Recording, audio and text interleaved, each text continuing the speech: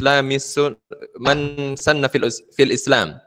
شوف، فهنا المقصود من الذي يضع هذه السنة وهو مسلم، هذا هو الشرط أن يكون مسلما. سنة حسنة فعمل بها بعده، فهذا هو شرط في استمرار ثواب، يعني في استمرار ثواب هذا الرجل الذي وضع سنة حسنة، فلا بد أن تعمل هذه السنة الحسنة. كتب له مثل أجر من عمل بها، يعني ماذا؟ كأنه هو الذي يعمل بهذه السنة الحسنة، لأنه ماذا؟ ينزل بمنزلة الفاعل التام، كما ذكرنا في المطلب 18 أن المتسبب في عمل الآخر الخير، فهذا المتسبب ينزل بمنزلة الفاعل التام، يعني لولا بواسطته لا يعمل الآخر بهذا الخير. فهنا كذلك هذا الإنسان الذي سن سنة حسنة، فكأنه هو الذي يقوم بعمل هذه السنة الحسنة، لأنه وسيلة في عمل الآخر بهذه الحسنة، ولا ينقص من أجورهم شيء، أو لا ينقص من أجورهم شيء. وعكس ذلك، ومن سن في الإسلام سنة سيئة فعمل بها بعده كتب عليه مثل وزر من عمل بها ولا ينقص من أوزارهم شيء. طيب، هذا الحديث يدل على استمرار ثواب الداعي بعد الموت بشرط أن يوجد له تابع يقوم بعمل هذه الحسنة.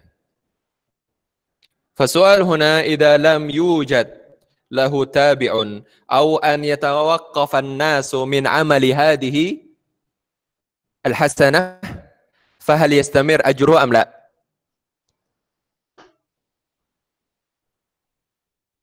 كيف سد؟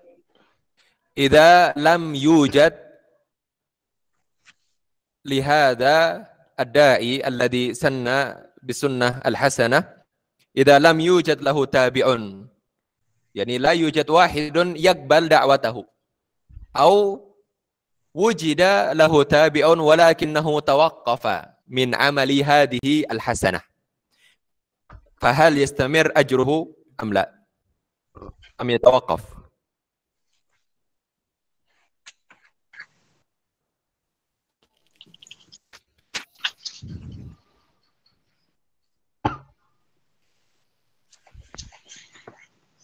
يتوقف أو يستمر؟ أدري. طيب، أضرب لكم مثالا. أنت الداعي، أنت داع تقوم بدعوة الناس إلى الخير، ولكن لا أحد يقبل دعوتك، لا أحد من الناس يقبل دعوتك، فأنت الوحيد الفريد، ثم مت أنت، فهل لك أجر مستمر؟ نعم. لماذا؟ لأنه مخلص لله. لماذا علي؟ لماذا علي؟ أنت قمت بتعليم الناس الخير، لكن لا يوجد أحد ولو رجل واحد، يعني لا يوجد من يقبل دعوتك هذه، فكل واحد من الناس يرفض ولا يقبل دعوتك، فأنت الفريد، أنت الوحيد، ثم مت، هل يستمر أجرك أم لا؟ استغفر الله العظيم.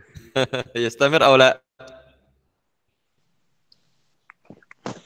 لا أستاذ، لا يستمر. نعم، لا يستمر، لأنه يشترط في استمرار الأجر هنا فعمل بها بعده. إذن بعدما تركت سنة حسنة فيشترط فيها ماذا؟ العمل بعد موتك. إذا لم يكن واحد من الناس يعمل بهذه الحسنة، فليس لك أجر مستمر ليس لك أجر مستمر. هذا هو. يعني هذا واضح في قوله صلى الله عليه وسلم فعمل بها بعده وعكس كذلك أي واحد من الناس يترك سنة سيئة ولا يوجد واحد من الناس يعمل بها فليس عليه إثم مستمر هكذا يعني توقف خلاص. ولكن إذا وجد من يعمل بهذه السنة إما أن تكون حسنة أم سيئة فأجرها ووزرها مستمران حتى يقف الناس من عملها هكذا. مفهوم إن شاء الله؟ Ustaz, anak saya. تفضل أسرع. Anak bagus. bagus. Naam, bagus. Apa Ustaz, bilang Indonesia Ustaz. Naam. Misalnya Ustaz, ada misalnya nih kakak kelas gitu Ustaz, ngajarin yang enggak baik-baik. Pas lagi mulus dia ngomong, "Anak bari ya sama yang udah anak kerjain." Misalnya ente kerjain anak udah bari. Gimana Ustaz? Kif Ustaz? Nah, jikalau yang ente tinggalkan adalah sunnah sayyi'ah, terus kemudian ente sadar bahwasanya yang ente tinggalkan itu atau ente ajarkan adalah sesuatu yang enggak baik, maka agar ente terbebas dari beban ismun mustamir, itu adalah ente harus istibra. Harus ente berlepas diri. Ya kan, ente jantakan kepada siapa saja yang semampu ente untuk ente datengin, yang pernah untuk ente ajari, atau ke orang secara umumnya. Kalau bisa secara umumnya bahwasanya ente sudah menyatakan anak udah sudah berhenti dari hal-hal yang ente anggap buruk itu, terus kemudian ente berlepas diri dari siapa saja yang masih berbuat demikian, maka jikalau ente melakukan seperti itu, khalas, idzan anta bari minhum wa min amalihim falaysa alaika hina idzin wizrun mustamir. Kayak gitu bagus. Harus kita dulu yang berhenti ya, harus kita ngomong ke orang lain.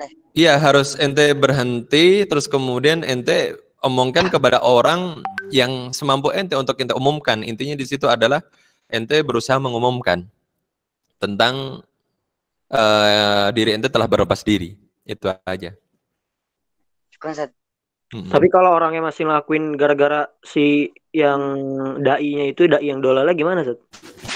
Ya, kalau manusia atau orang-orang masih melakukan ya, sedangkan dai-nya itu belum berlepas diri, maka tetap terus dai ini akan mendapatkan ism mustamir sampai dia berlepas diri. Kalau sampai meninggalnya, sampai matinya, dia tidak berlepas diri dari apa yang diajarkan tentang kedolalahan itu, maka alaihi ismun mustamir, karena hadisnya jelas. Ya kan, hadisnya kan jelas di sini yang man sanna fil islami sunnatan sayyi'ah fa umila biha ba'dahu. Berarti ba'da mauti hadza da'i ila sunnah sayyi'ah masih diamalkan. Kutiba alaihi mislu wizri man amila biha. Berarti selama sunnah sayyi'ah itu diamalkan terus, dia akan panen dosa maksudnya. Kayak gitu. Kalau misalnya kita nggak niat mau nyebarin, cuman kita lakuin ya, kita nggak niat nyebarin, tapi kita emang lakuin. Tiba-tiba ada orang yang ngikutin kita, terus gimana, Tat? Padahal kita nggak. Betul. Nah, itu yang terkadang kita nggak sadari kan. Tapi kita kembali lagi ke yang hadis yang di matlab sebelumnya yang kita bahas itu, mandalla ala khairin, ya kan, falahu ajru fa'ilihi. Maksudnya ini kan bisa dipahami. Mandalla berarti kan yang sebagaimana yang dijelaskan oleh Mala Ali Al-Qari itu kan imma bil qaul au bil fi'il au bil isyarah au bil kitabah. Terkadang orang itu nggak menyadari, ya kan, nggak menyadari ketika berbuat sesuatu itu terkadang ada yang menyaksikan. Nah, yang menyaksikan itu meniru. Nah, itu yang perlu kita hati-hati. Makanya kenapa kita selalu harus berhati-hati agar ya tidak berbuat keburukan. Itu aja. Terkadang seseorang itu oke lah, dia apa namanya, ada kekurangannya, ada keburukannya, dan melakukan itu sembunyi-sembunyi. Nah, belum tentu namanya sembunyi-sembunyi itu gak ada yang tahu gitu kan. Karena bisa jadi bahkan ada yang menyaksikan, ada yang sekilas melihat dan meniru akhirnya, walaupun juga dia nggak tahu kalau yang dia tiru ternyata adalah sesuatu yang buruk. Nah, itu muskilahnya. Jadi bil fi'il itu termasuk juga muskilah di situ. Makanya harus hati-hatinya kita di situ. Selalu bermuhasabah diri kan di situ ya. Jadi kita tuh apa yang kita lakukan, apa yang kita ucapkan harus benar-benar kita pertimbangkan sebelumnya. Jadi kita juga mau nulis apa, mau berkomentar apa, ya kan, mau mengisyaratkan, istilahnya memerintahkan apa, apakah itu baik atau buruk, itu harus benar-benar kita kita pertimbangkan. Nah, terkhusus di sini bagi orang tua. Ntar kalian kan calon orang tua ya. Sekarang belum. Ini terkhusus bagi orang tua nih. Nah, orang tua itu terkadang kita berbicara atau istilahnya melakukan sesuatu di depan anak-anak. Ya, anak-anak apalagi masih usia-usia balita, masih kecil. Kan mereka kan tahapnya masih tahap copy paste kan? Masih tahap niru. Nah, kalau kok ternyata terkadang kita itu mengucapkan sesuatu yang kurang layak, kurang baik. Nah, itu kok ditiru sama anak kita. Nah, itu juga hati-hati di situ. Bisa jadi kan yang kita ajarkan adalah bukan sesuatu yang baik, itu kan bukan sunnah hasanah, tapi termasuk sunnah sayyi'ah, ya kan? Nah, itu bagi calon orang tua. Ya, anak sendiri sebagai orang tua juga harus seperti itu, harus selalu benar-benar selektif dalam bertindak, berbicara, ya kan, juga istilahnya bersikap di hadapan terkhusus anak-anak yang masih level copy paste, masih belum mumayyiz, ya, jadi qoblasin tamyiz. Itu kan masih level copy paste. Nah, itu. Oke, Fazan. Kalau misalnya kita lagi bercanda sama adik kita, terus tuh kan misalnya kita bercanda, kita nyuruh dia ngapain, nah kita bilang pukul, nah itu enggak, Dad? Nah, ya itu makanya harus dipertimbangkan apakah kalau memang itu bercanda ya, bercanda itu akan selesai ketika itu saja atau akan menjadi kebiasaan dia atau akan berpengaruh pada ya kebiasaan adik ente yang masih kecil. Nah, kalau itu dia terus kemudian ente biarkan, nggak ente perbaiki, nah khawatirnya apa? Kalau itu menjadi istilahnya seperti jadi bawaan pribadi adik ente. Karena kan sebagian orang namanya sifat bawaan atau perilaku bawaan itu kan yang menyebabkan itu semuanya menjadi bawaan adalah ketika seorang anak itu belajar tentang hal-hal itu di bawah sadarnya. Maksudnya ketika anak tersebut belum sampai di usia tamyiz. Ya, ketika belum sampai di usia tamyiz, makanya dia tuh ketika menyaksikan dia kira itu semuanya baik dan bisa dilakukan kan gitu. Nah, itulah yang menjadikan karakter seseorang nanti ketika dewasa. Kalau masih seperti itu, nah berarti ente punya andil ente dalam mencatat atau istilahnya membentuk karakter adik ente yang kurang ajib gitu. Makanya harus ente tahu kalau memang mau soto ya soto, habis itu selesai di situ, dan jangan sampai hal-hal sikap-sikap seperti itu masih dilakukan adik ente gitu kan karena perintah ente. Nah, itu.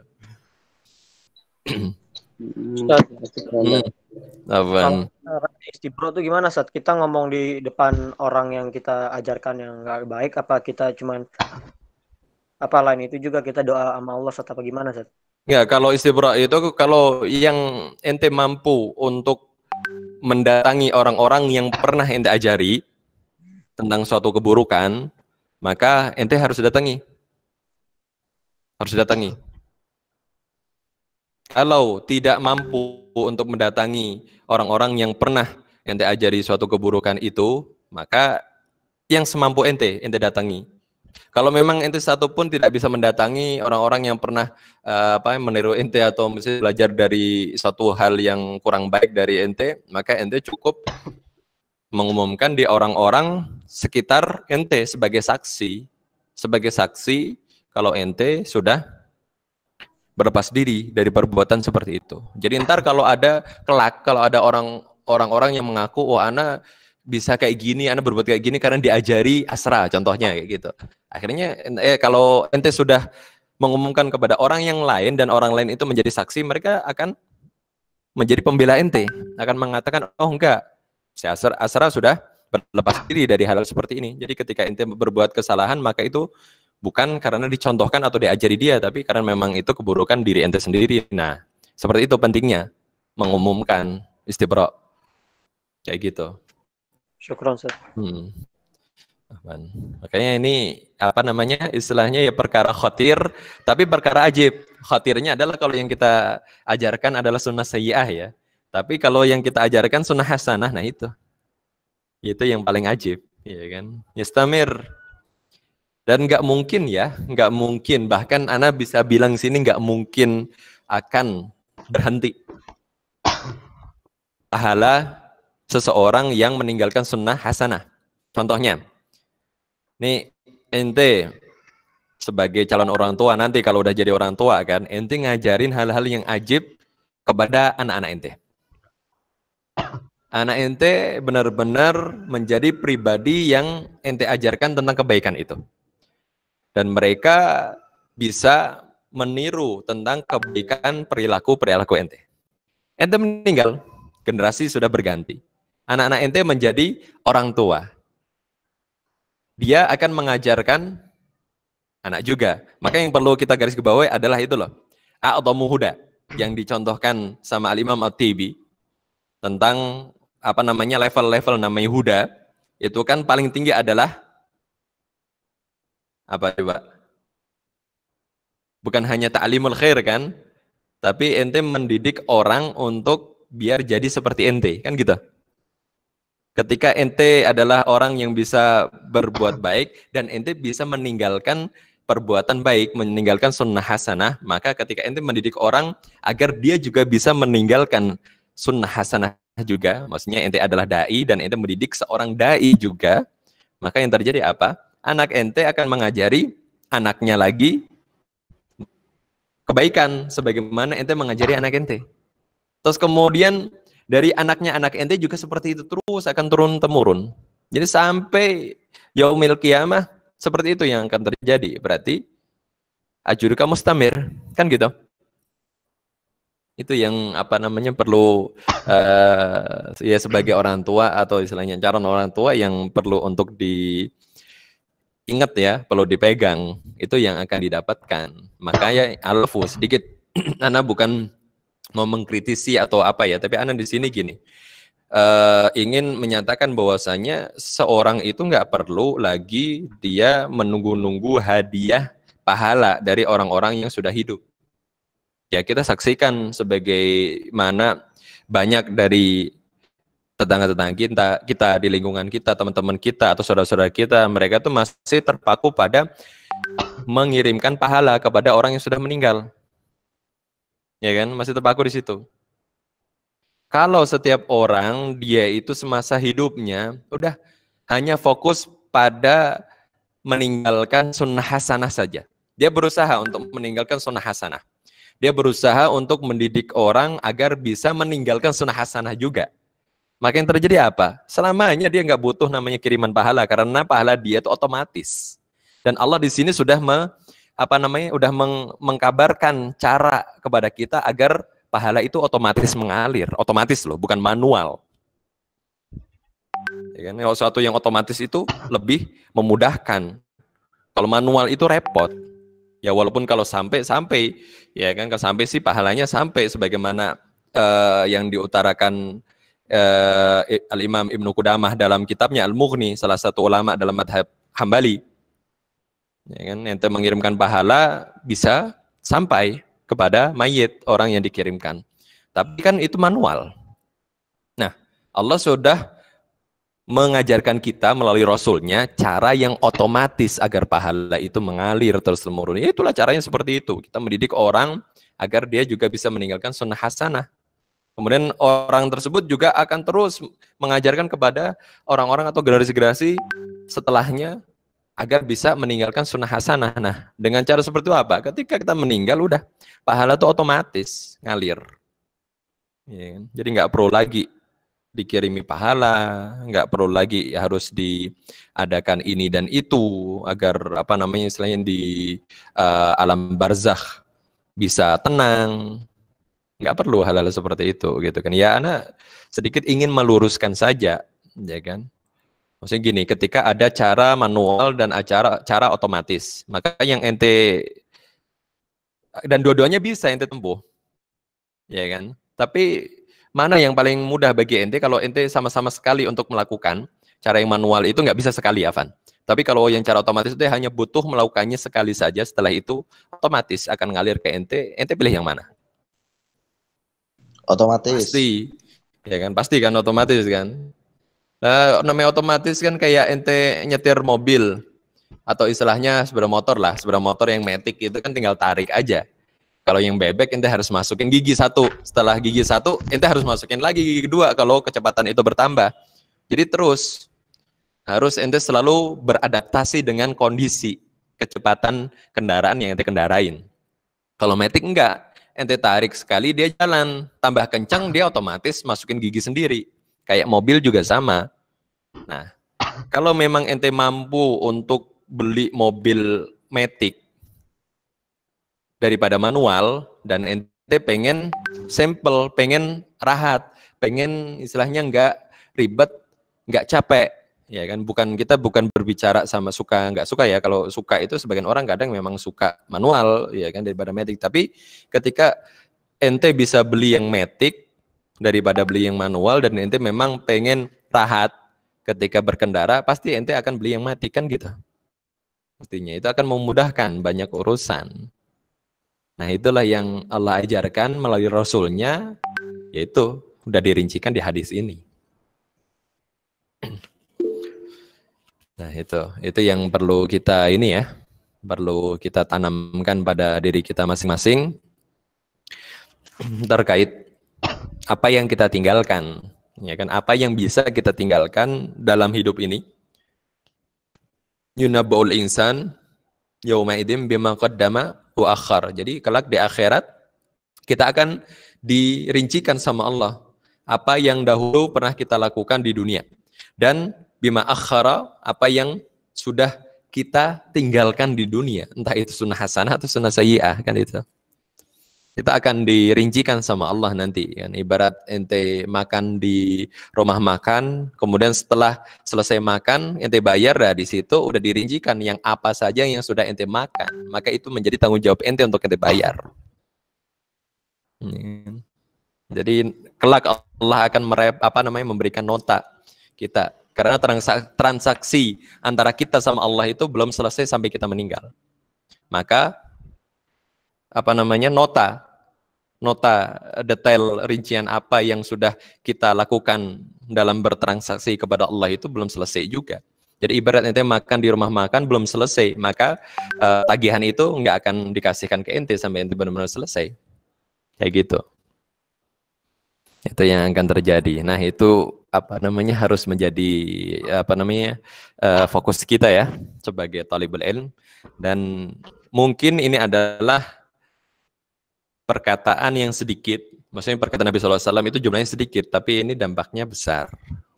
Dan banyak dari manusia itu tidak mengetahui akan maksud dari hadis ini.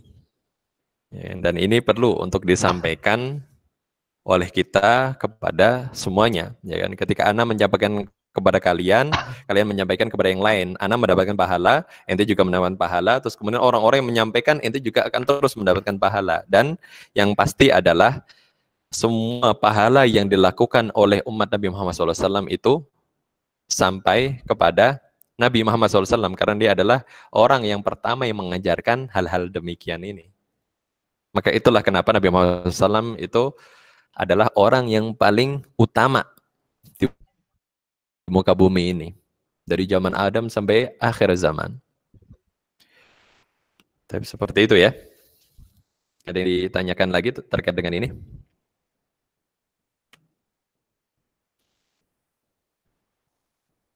Enggak ada, Ustaz. Enggak ada, insyaallah. Ya, kita nambah sedikit di paragraf yang terakhir dari matlab ini. Nah, ini seperti syair ya, yang rangkai oleh Al-Imam As-Suyuti. Al-Imam As-Suyuti merangkai. Beliau mengatakan bait-bait ini dan bait-bait ini diambil dari hadis-hadis. Jadi beliau merincikan amalan-amalan apa saja yang sudah pernah diutarakan oleh Rasulullah SAW dalam banyak hadisnya terkait amalan jikalau itu dilakukan tidak akan putus pahalanya selama amalan tersebut bisa dimanfaatkan oleh orang-orang atau yang bisa dilakukan oleh orang-orang yang datang setelahnya. Nih, kata Imam Suyuti, "Idza mata ibnu Adam laisa yajri alaihi min fi'ali ghairi ashri." Idza mata ibnu Adam, idza mata mafhum ya? Laisa yajri, yani la yajri bermakna yanqati alaihi. Semuanya akan putus. Min fi'ali ghairi ashri, kecuali 10 perbuatan. Kecuali 10 perbuatan yang memang layan qati'. Pertama beliau sebutkan ulumun bassaha, ulumun nasyaraha. Bassun bermakna nasyrun. Itu pertama, ta'lim, ya kan? Terus wa du'a'u najli. Du'a'u najlin.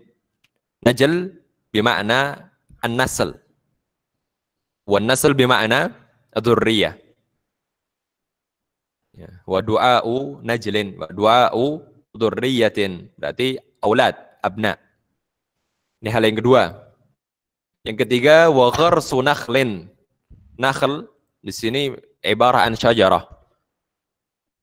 Syajarah yustafad minha imma bidilliha au bi thamariha.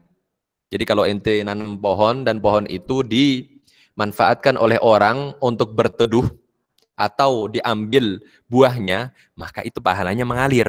Makanya terkadang orang itu kadang menanam pohon, ada buahnya, buahnya diambil sama orang lain, marah dia. Ya enggak? Coba ente perhatikan. Orang-orang menanam tanaman. Orang-orang menanam pohon atau tumbuh-tumbuhan. Kira-kira dari hasil dari tanaman itu kalau diambil orang lain, marah enggak? Pasti petani lah, contohnya petani, ya kan, dia menanam, kemudian dari hasil tanaman itu diambil oleh orang lain atau istilahnya dimakan burung atau dimakan hewan. Ketika dia melihat ada hewan yang memakan itu, kira-kira marah juga apa enggak? Hewan loh. Marah juga, nah itu. Tapi kalau dia mau sadar, ya, dan dia kalau dia sadar juga bahwasanya ada hal yang lebih besar ketimbang dari buah itu sendiri. Hal yang lebih besar ketimbang manfaat yang bisa dia ambil dari tanaman yang dia tanam itu, maka seharusnya dia nggak marah. Maka di sini korsu nakhlin. Ente nanam tumbuhan, tanaman apa saja yang bisa dimanfaatkan oleh orang ataupun hewan di situ. Laka ajrun mustamir. Sampai tumbuhan ini mati, sampai tumbuhan ini benar-benar nggak bisa dimanfaatkan, atau sampai benar-benar nggak ada makhluk hidup pun yang memanfaatkan dari apa yang ente tanam ini. Selama masih ada, burung masih bisa hinggap di situ.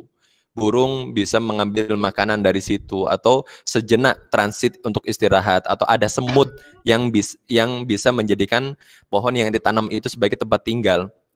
Laka ajrun mustamir. Laka ajrun mustamir.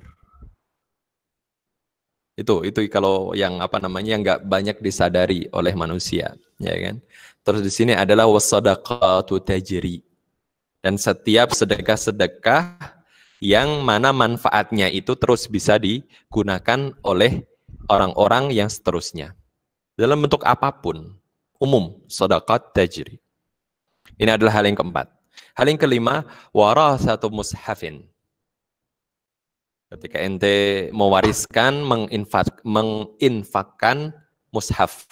Dan mushaf itu dipakai oleh orang-orang untuk dibaca, dihafalkan, atau dipakai untuk ta'lim, maka disitulah juga termasuk ada ajrun mustamir di situ. Terus kemudian berikutnya yang keenam adalah waribatu saghrin. Ribatu saghrin bermakna apa? Ada yang tahu maksud dari ribatu saghrin?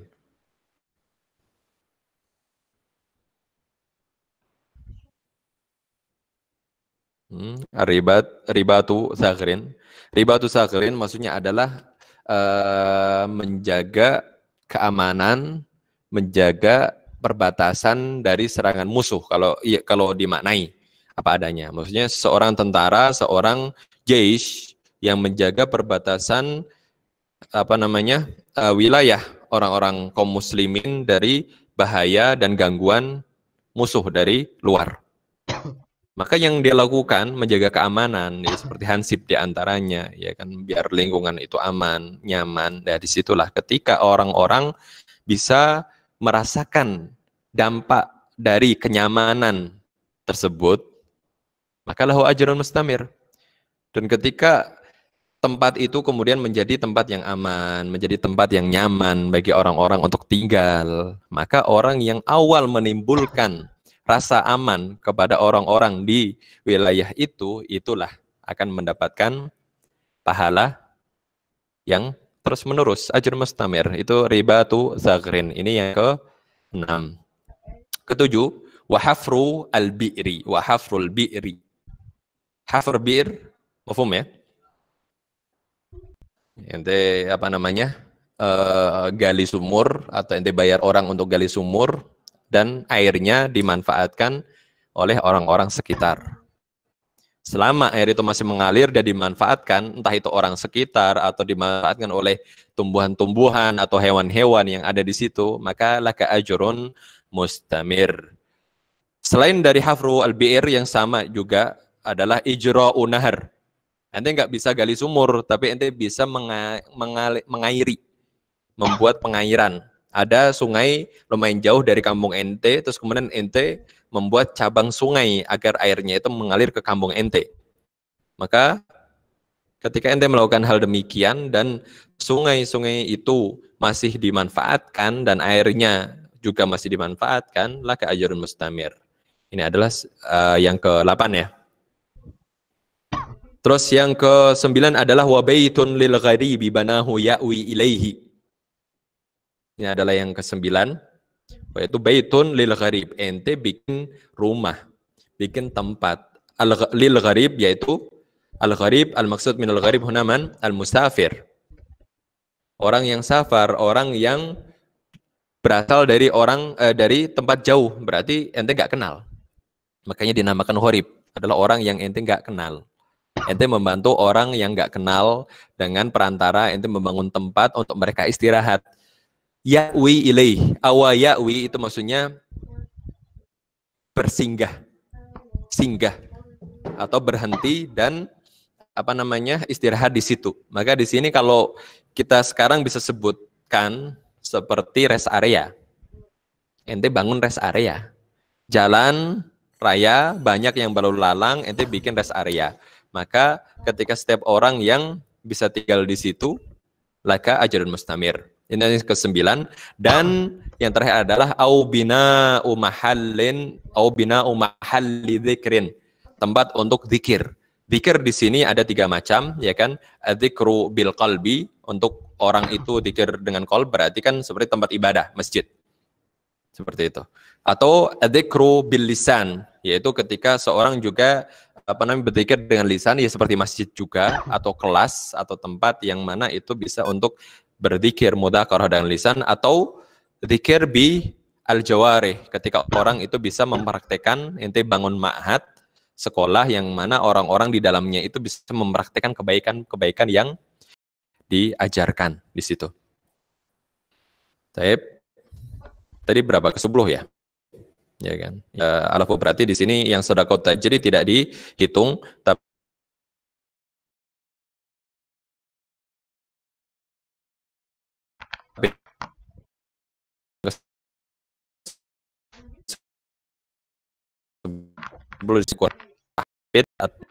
ini semuanya ketika ente lakukan laha ajrun mustamir fakhudha min ahaditsa bihasr.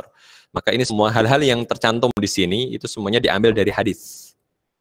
Dari hadis Nabi sallallahu alaihi wasallam bihasr. Hasr itu bil kulliyah, jumlatan. Semuanya bisa kita ambil dari hadis-hadis Nabi sallallahu alaihi wasallam. Itu yang kita tambahkan pada kesempatan hari ini. Insya Allah kita ketemu lagi di yang pertemuan terakhir. Insya Allah ya kita ngobrol-ngobrol santai seperti ini. Ini tambahan maklumat. Kita akhiri pertemuan ini dengan doa kafaratul majelis. Subhanakallahumma bihamdika asyhadu an la ilaha illa anta astaghfiruka wa atubu ilaik. Wassalamualaikum warahmatullahi wabarakatuh. Waalaikumsalam. Waalaikumsalam. Berontak. Afwan.